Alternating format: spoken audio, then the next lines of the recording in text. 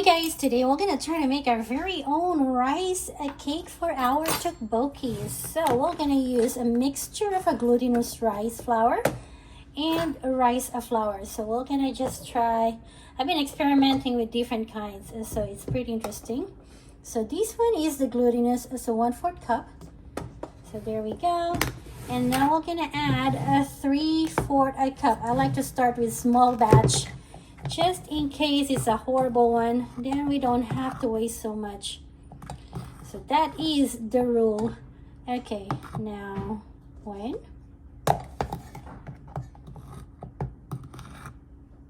2, and 3. There we go. And now we're gonna add 1/4 teaspoon of salt, just to add a little flavor. There we go. You can use any salt. I'm just using my pink salt because that's what we have at home. Mix it a little. And now we're going to add our hot water. So I think we're going to try first 1/4 cup.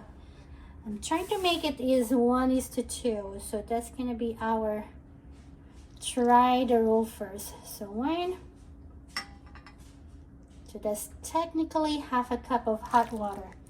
So I'm using a hot water for this one, and just mix it. Hopefully it's the right consistency, so it's not gonna be too mushy. So just keep mixing. It's too cold, so we want some tteokbokki, spicy rice cake. Yummy, yummy. Okay, looks like that is the correct amount, or maybe it's a little too dry. I think it's a little too dry. No, it's not. And so you guys can feel, not too dry, not too wet. So that's gonna be perfect. And if you are using a different kind and you think it's too dry, maybe just add little by little of water, so you're not wasting too much. I think I'm gonna add because it's too dry still in some parts. So let's go try to add 1 teaspoon. Then just go from that. Okay, 1 teaspoon. See how it works, because every flour is different, so that's a good thing. Start with a 1/2 cup at first, and then just see how it goes from that. You can tell from your hand if it's too much or not. Okay, looks like it's the perfect consistency for me. So now we can just mush it and get it ready to put on our steamer. You can use a microwave, but I don't like covering it with a plastic wrap. So I'm just gonna use my steamer since I'm gonna make a steam bun today. So it's just a thing for me to use, so it's just less cleaning. Please get ready our steam bun. This is, if you do a lot of steaming, this is something that you should own if you don't have it yet. It is a silicone steamer liner, super good. Nothing sticks on it. Unlike before when I'm making mantou, everything is sticking. And then I found this one and super happy about it. Okay, now just flatten it in here so it's not so thick. Easier to cook. We're gonna try to see if 15 minutes is enough. And then if it's not, then we'll just add 5 more minutes and see the consistency, because sometimes different ingredients take some time to cook, so we'll just go from that. So at least you have an idea how long it's all gonna take. All right, and so that's done, and we're gonna put it on our steamer and we'll check it afterwards. So this is what it looks like now that I put it on the steamer. So we're gonna wait 15 minutes. Once it starts boiling, I put it already, even though the water is not yet boiling, just to start it because I'm lazy. All right, so we'll be back after 15 minutes to see how this thing goes. All right, 15 minutes, so we're gonna turn this thing off. See what it looks like. Cool. So that is the consistency we want. And so we're gonna go put these in our mixer, because I'm trying to make it quicker this time. So I'm using the mixer because it's best if you pound it, but since I'm in a hurry, I'm just gonna use the mixer. I'm using it anyway for my cooking later on. So we're just gonna go try it here. I'm using the stir function for this one. Doesn't seem like it's doing anything yet, and so one might have to fix it. Just kind of pounding it little by little. So let me stop and then change the way it is put in there. So hopefully it's mixed better. So I just end up using the number 2 setting for 5 minutes. And this is the end product. We're gonna see how good this is. Not sure, but I guess pretty good sticky. So now we're just gonna have to form these into a tube, and you guys will watch it or see how it works. Okay, and so we have it in here, and now we're just gonna use a little bit of sesame oil. Just rub our hand, rub it in here, and we're gonna form these into a tube. Hopefully it's an easy process. All right, now we're gonna go see if we can make this work.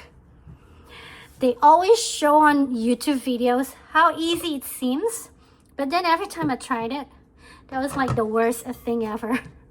Did you guys ever experience that? You watch a video, follow it to everything they showed, and then the end product is the worst one. I'm not sure. So this time I'm just making it on my own. No YouTube videos help this time, and just me experimenting which work and doesn't work. Hey, this looks like a good consistency at least. Okay. So like I said, if you guys don't want to pound this thing, because this says the more you pound, the chewer it gets, and that is a good thing about tteokbokki. You want it to be chewy. Makes it yummier that way. Okay, and so now just keep rolling until you have the consistency that you wanted. You want it to be like the same thickness as the one I used to buy in the store. So that's what we're gonna buy. Not buy. We're gonna go make. Hopefully this one is good. I have done so many trial and error. So I think this is my like 5th one now. For me, that's a lot already. Like I keep looking for a recipe online.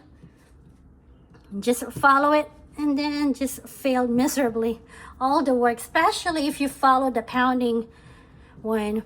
It's just too much work. Oh my gosh. At least this one, if you guys have the mixer, 5 minutes is all it takes to have it in this consistency. It's pretty impressive.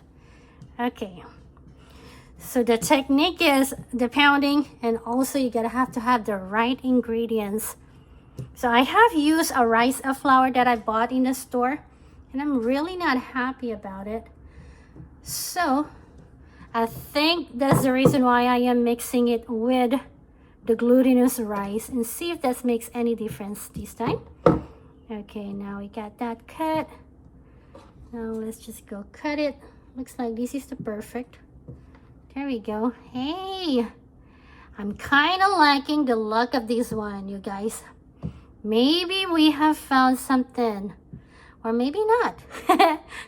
Okay, let me try the end. You guys can try to, you can eat these to see the consistency even. Chewy, nice, yummy. I'm not sure if I like the salty though. Maybe next time I'm not gonna add salt. And just have it the way it is. Because it's good if you have, like, dip it on a sesame oil. Or a honey, if you guys want it to be sweet. And you can also dip it in cinnamon sugar. Yummy. Oh, it's so good. I like the consistency. Now, the thing is, we just have to figure out if it's going to be the same consistency if it's cooked. But so far, the chewiness, good. Okay, if you're going to go do these, let me know how yours turns out, okay? Because like I said, there's so many YouTube videos that I watch and then follow them like crazy, and then ends up like completely different than what they showed. It's like, how is that even possible? I always think it's is how you process it. The ingredients maybe? Who knows? I don't know if they edit it. But you guys are watching it the way I am doing it. So there is no editing part other than put them all together, of course. But what you see is what you get. All right. Looks like it's the same, right? Or maybe a little thinner. So it cooks quicker. Bringing these for lunch. My son loves tteokbokki. So that's the goal. Make a tteokbokki. Yay, you can even make this at nighttime. Then just make the sauce. The sauce is super easy to make. So if you guys are wondering how to make it, very simple ingredients. Amazing. If you buy them in a restaurant, it's so expensive. And I can eat a lot. So I feel like I gotta have to learn how to make them. I'm so happy.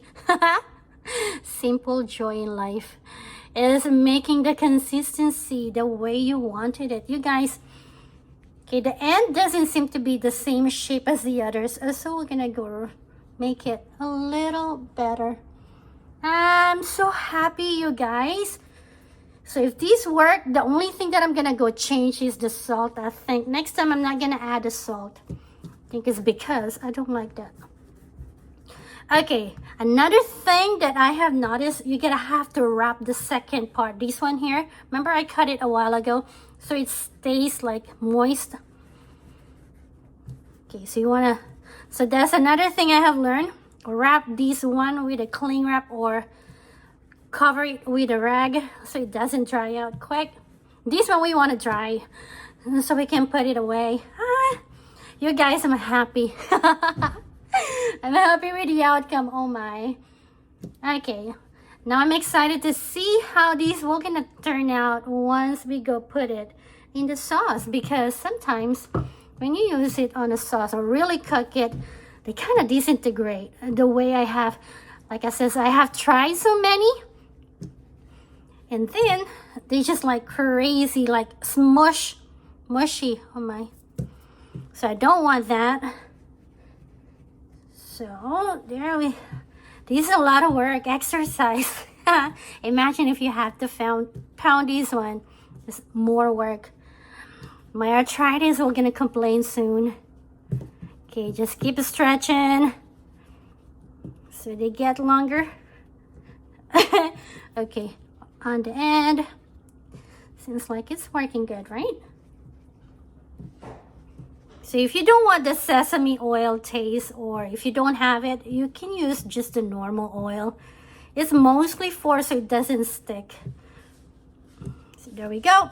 Cut it in half so it's all even. There we go. I'm so happy. Looks like I have found the correct amount that I wanted. Okay, use this one as our guide. There we go. More. And it's like this one, we're gonna be longer. Oh well. We'll just keep it that way for now, just because we're a bit lazy. Okay, this is like, if you buy these, all these in a bag is like $5. Depends on where you live and what kind the brand is. So if you have the glutinous rice and rice flour, we're gonna try next time how to make our own rice flour for this one here. I think I'm just gonna use the jasmine since it's, or the sushi rice, because you need a short rice and then a little bit sticky, so we don't use the glutinous rice. So we'll see how that works. So we're kind of like experimenting on our food. We're gonna be, I love food. I cook a lot. So that's why you guys will see a lot of that in my channel. All right, just keep going, just keep going. It's kind of like you get the idea. So when it stretch out, it's all the way to the end, all the way here. So there we go. Looks like that is the correct, right? From like from one end to another. So now time for us to cut. Hopefully my son will gonna like it. His request is make it the chewy kind, and this one is the chewy kind. He's my tester. He have tested all the one that I have made. The last two, he says, is a bit mushy, and I thought it's pretty good. It's almost like a mochi. Ends up being like a mochi kind. Okay, we're just gonna cut this in half then, since it's a bit too long. All right, so there we go. This is the 1 cup that we have used. So quite a lot, right? If you guys want it thinner, then it's gonna be more, maybe more than these. Since we want it to be, this one is thicker, you guys can see. It's a bit thick than what I can buy, but I like it this way. So that makes me happy. So if you're wondering about the consistency of these, look, you can bend it and still retain the shape. Pretty nice, right? And soft. It's pretty chewy too. So that is exactly what we wanted. So that's super cool. So that is the consistency you want. Eee. And let's go try to go pinch one. And so there you go, guys. I hope this is the right one. We'll see later when we made our tteokbokki. Alright guys, you can put these on a fridge, or you can, since like this is just 1 serving or 2 servings, depends on how much you're gonna eat. I think this will be 2 servings for me. 1 for lunch and 1 for dinner. How about that? And there we go, guys. I hope you guys enjoyed this video. Let me know how your turns out. And with that said, I hope you guys have a wonderful one, and I'll see you next time. Bye guys.